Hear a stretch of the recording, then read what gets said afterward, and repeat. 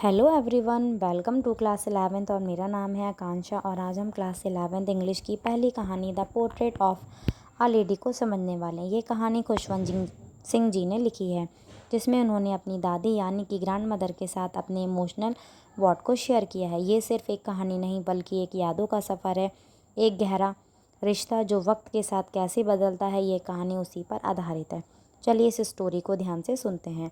Story को बहुत ही ज़्यादा ध्यान से सुनिएगा, तभी आपको चैप्टर एक बार समझ में आ जाएगा, बहुत ही इजी लैंग्वेज में। और उसके अंदर के छुपे हुए इमोशंस को महसूस करने की हम कोशिश करते हैं। हर किसी की ज़िंदगी में एक ऐसा चेहरा होता है जो कभी भूला नहीं जाता। खुशवंत सिंह के लिए वो चेहरा था उनकी दादी माँ का एक ऐसा चेहरा जो उनके दिल में हमेशा जिंदा रहा। खुशवंत सिंह कहते हैं, जब उन्होंने हमेशा अपनी दादी को देखा तो वो बूढ़ी ही दिखती थी, जैसे कि वो हमेशा से वैसी ही थीं। ओल्ड रिकल्ड वाइट साड़ी पहने हुए एक सिंपल और रिचुअल पर्सनालिटी। पर क्या दादी हमेशा से बूढ़ी थी? नहीं, बल्कि उनकी भी एक जवानी का वक्त रहा होगा, एक सुंदर औरत रही होंगी, उनका कोई हस्बैंड भी रहा होगा। लेकिन नैरेटर का वो इमेज सोचना भी मुश्किल लगता था। उनकी दादी की पोर्ट्रेट जो ड्राइंग रूम में मेंटल पीस के ऊपर टंगी रहती थी, बड़ी सी पगड़ी थी, ढीले ढाले कपड़े थे।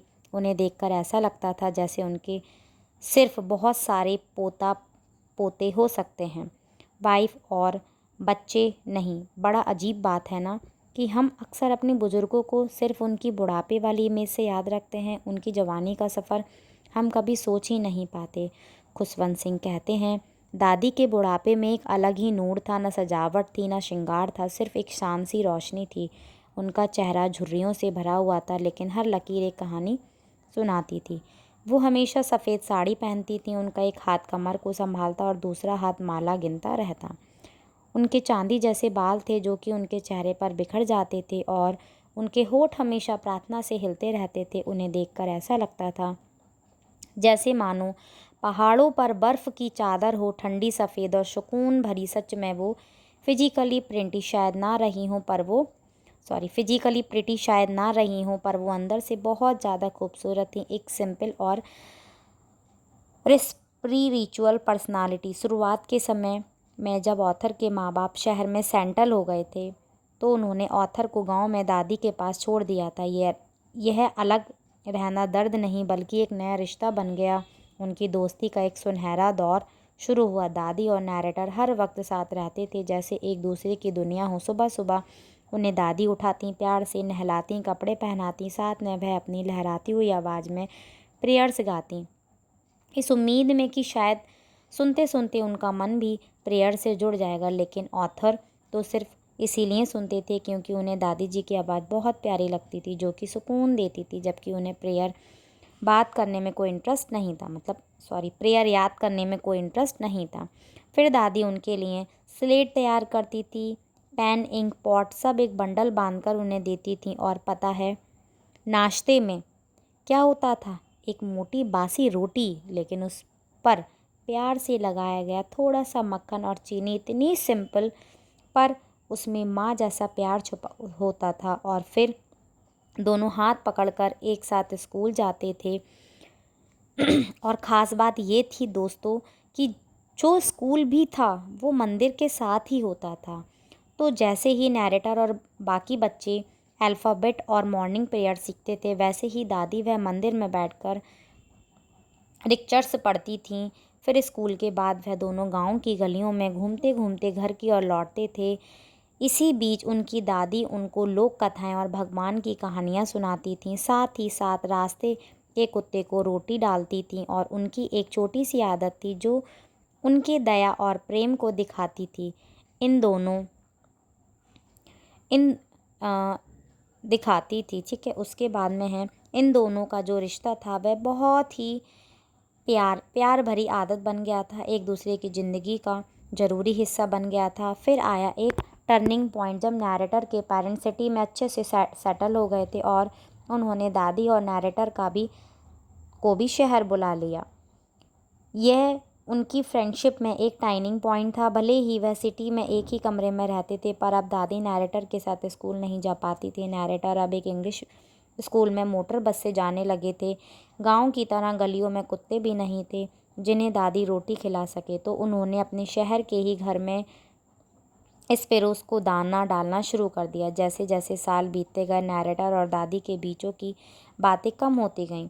दादी अब नैरेटर की पढ़ाई में हेल्प नहीं कर पाती थीं। वो इंग्लिश वर्ड, साइंस की बातें, ऑकमैडर्स प्रिंसिपल्स, लॉ ऑफ ग्रेविटी, दुनिया गोल है, ये सब उन्हें समझ नहीं आता था।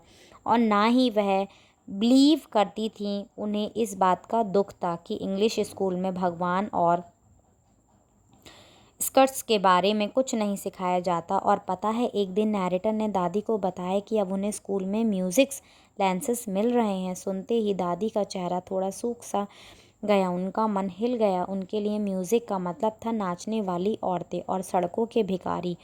उनकी नज़र में ये गाना बजाना शरीफ लोगों का काम नहीं था। उन्होंने कुछ कहा नहीं, पर उनकी खामोशी सब कुछ बयां कर रही थी। उस दिन के बाद उनकी बातें कम होने लगीं, और जब ऑथर यूनिवर्सिटी गया तो उनका एक अलग कमरा भी हो गया। यह एक इमोशन मोमेंट है। दोस्तों सोचिए, जो लड़का दादी का सब कुछ हुआ करता था, अब उनसे दूर जाता दिखाई दे रहा है। एक वक्त था जब दोनों एक दूसरे से जुड़े हुए थे। अब एक समय आया है जब सिर्फ खामोशी बची थी। दादी ने अपना अकेलापन बिना शिकायत के चुपचाप अपना लिया। अब तो सुबह से शाम तक बस अपनी स्पिनिंग व्हील्स के पास बैठी रहती और माला जपती रहती थीं। दोपहर में वह आधे घंटे के लिए रिलैक्स करती। जब वह स्पेरोस की फीड कराती थीं, उनके लिए दिन का सबसे हैप्पीएस्ट हाफ आवर होता था। वो बरामदे में बैठती, ब्रेड के छोटे छोटे टुकड़े करती और सॉफ्ट ब्रेड्स उनके आसपास इकट्ठी हो जाती थीं। कोई उनके लेग्स पर, कोई उनके शोल्डर्स पर, कुछ तो उनके सर पर बैठ जाती थीं, पर कभी उन्हें सूख करके भगाती नहीं थी। हमेशा स्माइल करती रहती थीं। इन चिड़ियों के लिए भी दादी एक दोस्त थीं, एक सोर्स ऑफ कंफर्ट थीं। यह एक अनोखा और खामोश सा रिश्ता था। अब वक्त आगे बढ़ता जा रहा था। जब ऑथर ने डिसाइड किया कि वह हायर स्टडीज़ के लिए 5 साल के लिए अब्रॉड जाएंगे, तो उन्हें लगा कि दादी अपसेट होंगी, पर दादी बिल्कुल अपसेट नहीं हुई। वो उनको रेलवे स्टेशन तक छोड़ने आईं, पर ना कोई इमोशन दिखाया, ना कोई बात की। उनके लिप्स प्रेयर में मूव कर रहे थे, मन पूरी तरीके से भक्ति में डूबा हुआ था। उनकी उंगलियां माला जप रही थीं। बस उन्होंने चुपचाप ऑथर के फॉरहेड पर एक प्यार भरा किस किया। नैरेटर ने उस मोस्ट इम्प्रिंट को दिल से महसूस किया, जैसे वह उनका आखिरी स्पर्श हो। पर जब 5 साल बाद नैरेटर वापस आए, तो दादी उन्हें स्टेशन पर मिलती हैं। वो एक दिन भी ज़्यादा बूढ़ी नहीं लग रही थी। उन्होंने नैरेटर को एक बहुत प्यारा हक किया और उनकी प्रार्थना भरी आवाज़ फिर से सुनाई दी। घर आने से पहले भी दिन में उनका हैप्पीएस्ट मोमेंट स्पैरो के साथ ही था, जिन्हें वह और भी प्यार से थोड़ी डांट फटकार के साथ फीड करा रही थी, क्योंकि आज दादी बहुत खुश थी। उस शाम कुछ अलग हुआ। दादी ने पहली बार अपनी रूटीन प्रेयर नहीं की। उसकी जगह उन्होंने आसपास की औरतों को बुलाया और एक पुराना सा टूटा फूटा